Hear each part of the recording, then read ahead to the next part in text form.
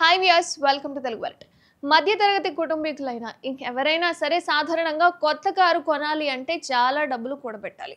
కానీ second hand car కొనాలి అంటే పర్లేదు, తక్కువలో తక్కువ కొంతకైనా వస్తుంది అని చెప్పి ఆలోచిస్తూ ఉంటారు. అయితే సెకండ్ హ్యాండ్ కార్ కొనే ముందు ఈ ముఖ్యమైన విషయాలను ఖచ్చితంగా చెక్ చేసుకోండి.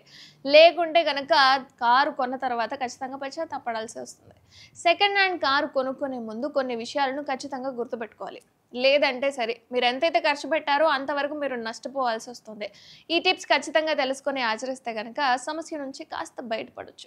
ముందుగా సెకండ్ హ్యాండ్ కొనుగోలు చేసే ముందు service history and interior, exterior, టైర్లు, engine, framing, mileage, old meter, test drive, engine, insurance పేపర్లు ఇవన్నీ ముందుగా చెక్ చేసుకోవాలి.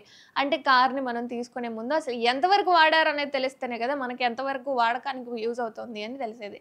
అండ్ మీకు నచ్చిన కారు కొన్న తర్వాత దాని పరిస్థితిని కూడా తనిఖీ చేయాలి. అంటే ఒకసారి డ్రైవ్ చేయాలి. లేదా లోపలి భాగాన్ని ఒకసారి తనిఖీ చేయండి. చెక్ చేయండి. సీట్లు సరిగ్గా ఉన్నాయా? కంఫర్ట్‌గా ఉన్నాయా? లేదా? అనేది. అండ్ బాడీతో పాటుగా కూడా ఫ్రేమింగ్ ఏంటో కూడా క్షుణ్ణంగా పరిశీలించండి. ఓడోమీటర్, టెస్ట్ డ్రైవ్, ఇంజిన్ కాకుండా అన్ని ఇతర ముఖ్యమైన వాస్తవాలను కూడా తనిఖీ చేయాలి. అండ్ నెక్స్ట్ వన్ ఏంటి అంటే సర్వీస్ చరిత్రను తనిఖీ చేయడం మనం చాలా సార్లు మర్చిపోతాం. దీనివల్ల భవిష్యత్తులో పెద్ద సమస్యలు తలెత్తుతూ ఉంటాయి. అండ్ ఎంతవరకు సర్వీస్ ఉందో తెలియక కొన్న తర్వాత కొద్ది రోజులకే పాడైపోయే అవకాశాలు ఉంటాయి. కారు కొనడానికి వెళ్ళినప్పుడు కానీ ఖచ్చితంగా కారు సర్వీస్ చరిత్రను తనిఖీ చేయండి. ఇప్పటికే ఉన్న ఇన్సూరెన్స్ పేపర్లను క్షుణ్ణంగా తనిఖీ చేయండి. ఉందా లేదా, అసలు దొబ్బకొచ్చిందా లేదా, ఎక్కడి నుంచి తీసుకొచ్చారు ఏంటి అన్నది కూడా క్లారిటీ ఉంటుంది. అండ్ టెస్ట్ డ్రైవ్‌కు కూడా వెళ్ళండి. గంటకు 40-50 కిలోమీటర్ల వేగంతో కారును నడపడానికి ప్రయత్నించండి.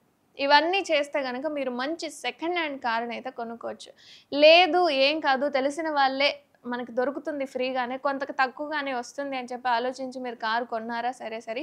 కొంతవరకు మనీ అన్నా నష్టపోవాల్సి వస్తుంది. లేదా కొద్ది రోజుల తర్వాత ఆ కారు పాడైపోయి ఇబ్బంది పడాల్సిన సిట్యుయేషన్స్ వస్తాయి. కాబట్టి ఇవి ముందుగా చెక్ చేసుకొని సెకండ్ హ్యాండ్ కారు కొనుక్కునే వాళ్ళు ఎవరైతే ఉన్నారో వాళ్ళకు కూడా ఈ వీడియో షేర్ చేయండి.